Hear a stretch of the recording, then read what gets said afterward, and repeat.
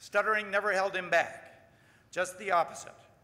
It propelled him to seek professions that involve public interaction, first as a football coach and then as a financier on Wall Street. I am proud to present the 2009 Freeing Voices Changing Lives Award to Joe Moglia.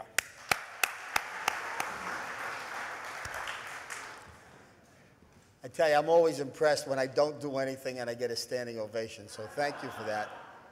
A couple of things. First, Sam had said that I've always delivered better than expectations. I think my first wife, Kathy, may not have agreed with him on that. And congratulations, Emily. I mean, Emily's pretty impressive, wouldn't you think? And Emily.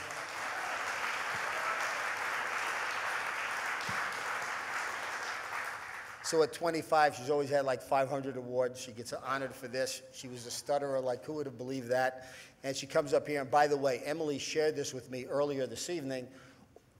When Emily wins her Lifetime Achievement Award when she's 30, you're all invited back to that. It was about 7 weeks ago where I gave the eulogy for my sister.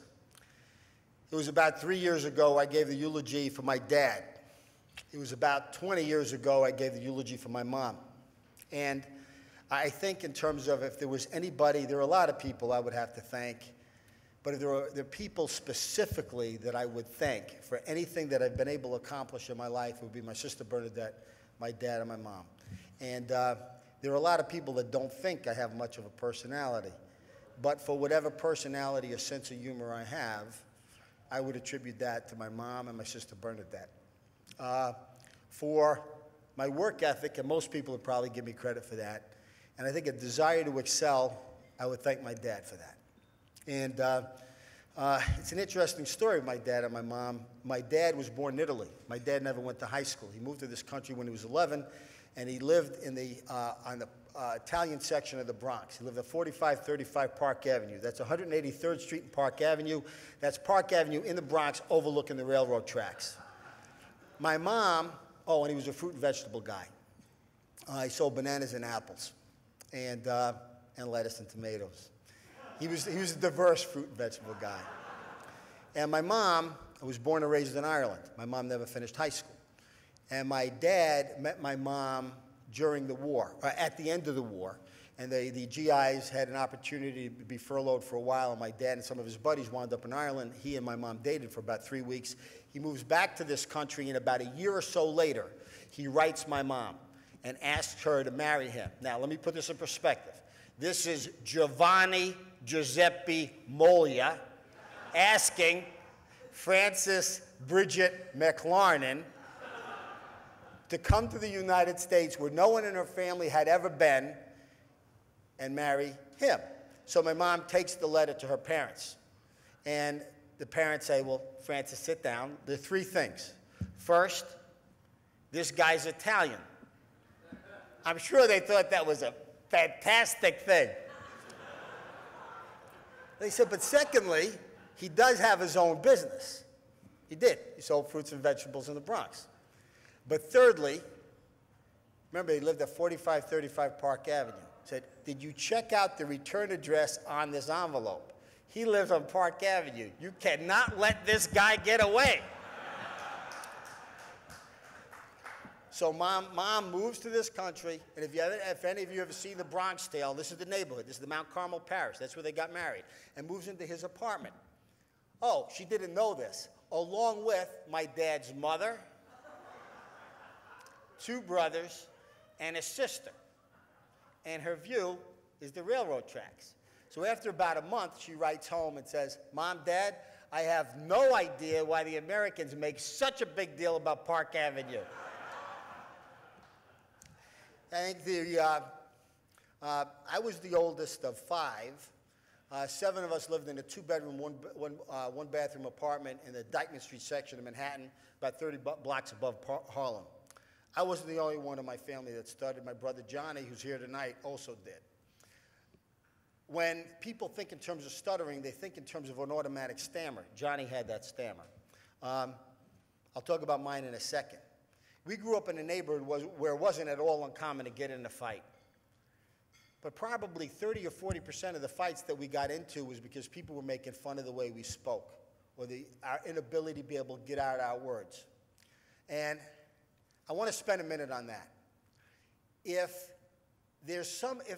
you really don't know somebody that's close to you that stutters, then there's a pretty good chance that you're going to view this the way I think a great portion of our society does.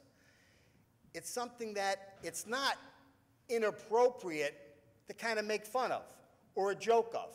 It's not yet politically incorrect. People don't talk about, well, you would never say that about a stutterer. You would say that about any other ethnic group. You would say that about anybody else, in effect, that has a physical handicap. You would never say that about stuttering.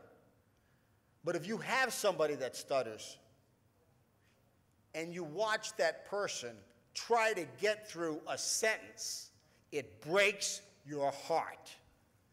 And the thing that I have so much respect about as far as the AIS goes is it's one of the very, very few organizations, if not the only one, nonprofit organization in the entire country, in the entire world, that actually stands behind people that have this speech impediment.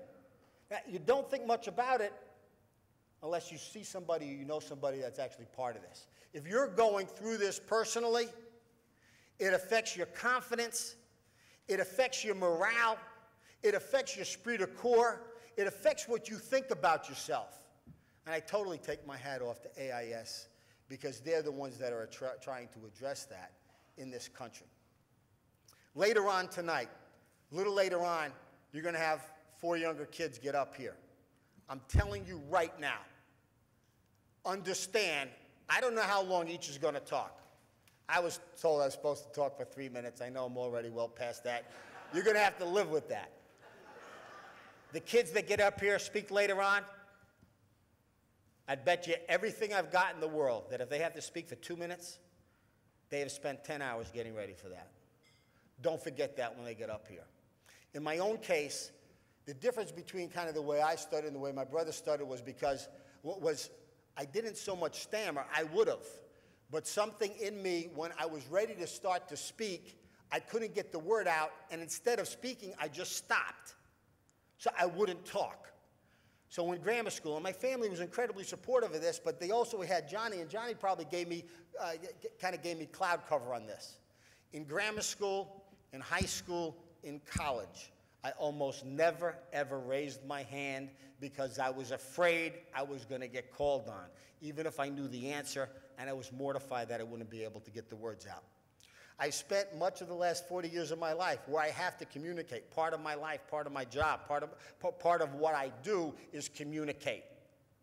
I have never in my life been in front, whether it's a small group, whether I've gone up with a group like this, I've never in my life been part of that group, unless it's family or close friends, or truly like my team or my family. I've never been part of that group where I have been petrified that at some point in time, I'm going to get ready to say something and God's going to jump out and kind of grab my throat and I'm not going to be able to speak. It's something that I've kind of gone through my entire life. Now, I'm 19 years old and I decide now I want to coach football for a living. Well, if I'm going to coach football, I'm going to be an educator, I better be able to communicate. And I remember working hard in a mirror. Emily had talked about you try to find different words that you're able to work with. I remember the one time I had to speak publicly. It was the first time in my life. I was about 21 years old. I was an assistant high school football coach at Fordham Prep in the Bronx, and I had to speak at our football banquet. Literally, I had to speak for 3 minutes. I swear on my mom and my dad and my sister. I spent 10 hours getting ready for that. And I remember getting up, and I worked on the words that I wouldn't be able to get out, and the words that I needed to substitute because I knew I could do that. And then I found I might not be able to, the way Emily said, I may not be able to say the word happy, but I could say happy.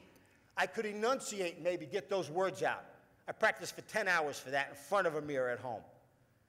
And I remember getting up, and I can't tell you, I was petrified. I thought I was going to have a heart attack. My legs were shaking, and I got up to speak. And the way they had the podium set up that day, and we probably had with family and friends, it was the football team. And we probably had 400 people or so there. And behind me, this is the campus center of Fordham University, behind me was the kitchen. And I'm getting ready to speak.